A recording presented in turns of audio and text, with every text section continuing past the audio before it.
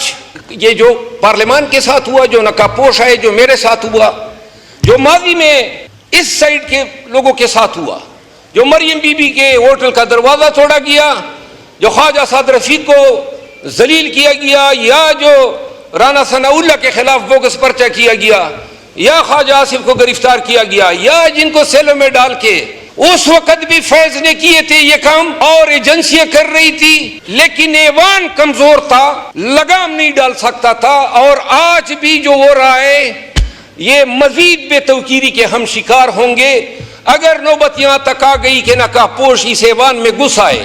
تو لہذا یا تو اس ایوان کو یہ فیصلہ کرنا چاہیے کہ بے شک ہمارے سیاسی اختلافات اپنی جگہ، لیکن جہاں ایوان کی حرمت پہ عرف آئے گا کہ یہ جو ملک میں ہو رہا ہے انسانی حقوق کی پامالیاں، یہ بنیادی انسانی حقوق پامال ہو رہے ہیں، تقدس چادر چار دیواری کا، یقین کریں کہ اب ہم سب کے ضمیر جو ہیں ان کو کانپنا چاہیے. جہاں ضمیر کانپنا بند کر دیتے ہیں یا نہیں کانپتے ہیں، اللہ کی قسم وہاں پہ زمین کانپنی شروع ہو جاتی ہے. اس ملک قوم پہ رحم کریں.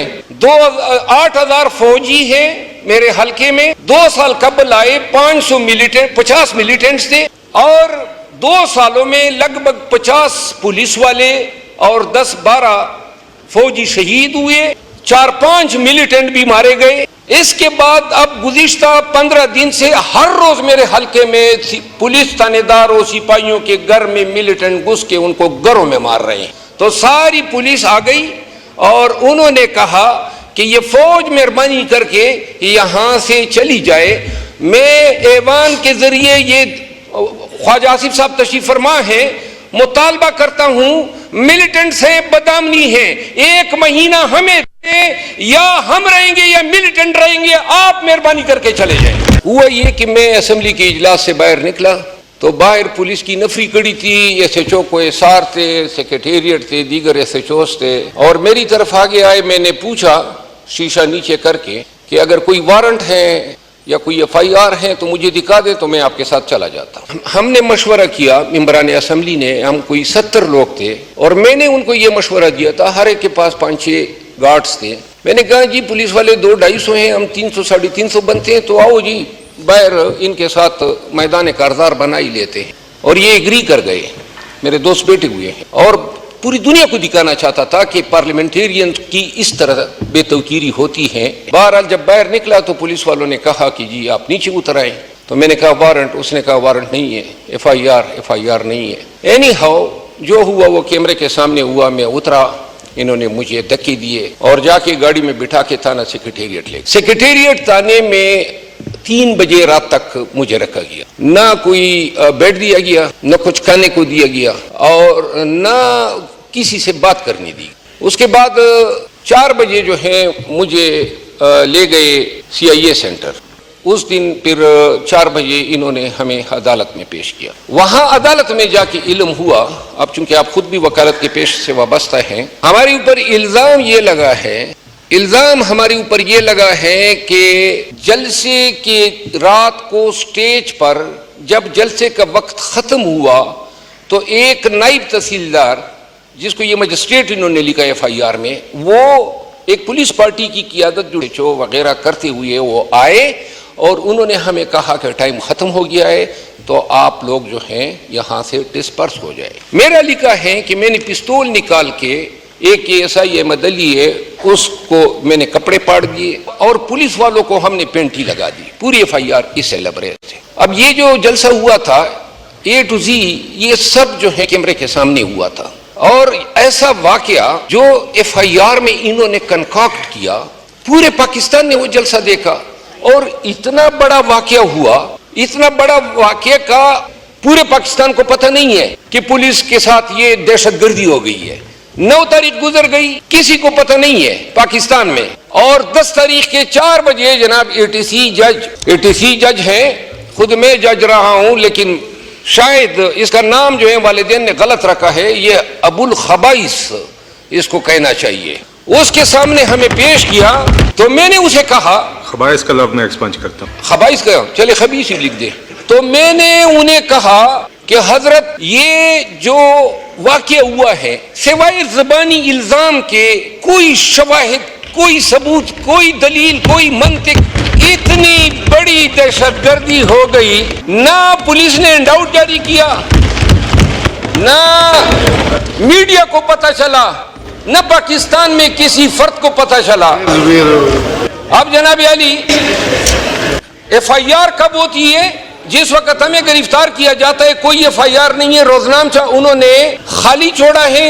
ہمارے خلاف جو ایف آئی آر ہوئی, اس ایف آئی آر میں اللہ تعالیٰ حاضر ناظر ہے, جج کے سامنے میں نے یہ کہا کہ اگر ایک بھی گواہ آ جائے اور کلمتاً کہہ دے کہ ایک حرف درست ہے تو جتنا ریمانڈ یہ چاہتے ہیں دے دے. بہرحال ریمانڈ اس جج صاحب نے 8 دن کا ہمارا فزیکل ریمانڈ دے دیا. یہ جج صاحب جو ہے جب سے آیا ہے مخصوص ٹائم پہ لائے گئے.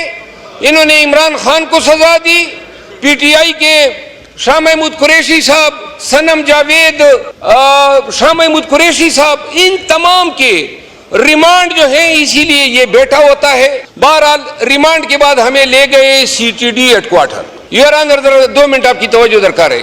C T D headquarter لے جانے کے بعد رات کو جو میں مطلب پہ آ جاتا ہوں, 9:30 بجے مجھے کچھ پولیس والے جو شکل سے پولیس والے نظر آ رہے تھے, کیونکہ انہوں نے یونیفارمیں نہیں پہنی تھی, انہوں نے کہا جی کہ آپ کو ہم نے کہیں لے جانا ہے. ذرا توجہ درکار ہے آپ سب کی, اگر کائنڈلی نشستوں پہ تشریف رکھ لیں. انہوں نے مجھے گاڑی میں بٹھایا رات کے 9:30 بجے. یہ میرے تمام دوست جو تھے وہ اسی سی ٹی ڈی بلڈنگ میں موجود رہے, اور مجھے نیچے جا کے انہوں نے میرے آنکھوں پہ کپڑا باندھ دیا. کپڑا باندھنے کے بعد گاڑی ٹریول کر گئی کہ 6-7 منٹ کے بعد جو ہے مجھے اتارا, اور اس کے بعد بندی ہوئی آنکھوں کے ساتھ انہوں نے مجھے لان میں گھمانا شروع. 1.5 گھنٹے کے بعد تنگ آ کے میں نے پٹی کھولی تو وہ پولیس لائن کا لان تھا, اور جس پہ بڑا فروخت تھا وہ کہ وہ مجھے پھر پٹی باندھ کے ایک ادری کہیں کسی گھر میں لے گئے. وہاں جب اس گھر میں مجھے لے گئے تو اس دن میں نے ایک بیان دیا تھا جج کی عدالت میں, آئی جی اسلام آباد کے خلاف, کیونکہ یہ جو پرچہ اس نے کیا تھا, میں لا الہ الا محمد رسول اللہ, اللہ تعالیٰ کی ذات کی قسم کی اس کا ایک حرف بھی درست نہیں ہے. کوئی کسی جرم کا سرے سے ارتکاب نہیں ہوا تھا, نہ کوئی شواہد ہیں. لیکن تو میں نے کہا تھا کہ اس سے بہتر ہے کہ یہ آئی جی جو ہے وہ شروع کریں. اب وہ لفظ میں خود ہی حذف کر لیتا ہوں.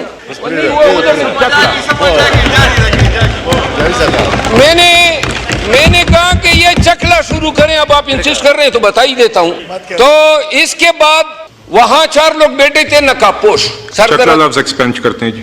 ہاں سر, اچھا, نقاب پوش بیٹھے تھے. تو جب میں بیٹھا تو ایک نقاب پوش جو ہے وہ چونکہ شکل کا بہت ہی سیاہ تھا اور چھوٹے قد کا تھا, ڈی آئی جی آپریشن اسلام آباد, تو اس کو میں پہچان گیا کیونکہ نقاب اس کی شکل چھپا نہیں رہا تھا. تو میں نے اسے کہا کہ حضرت یہ کیا نقابیں پہن کے آپ بیٹھے ہیں؟ تو اس نے 9 mm کی پسٹل نکالی. ذرا ایوان کی توجہ درکار ہے.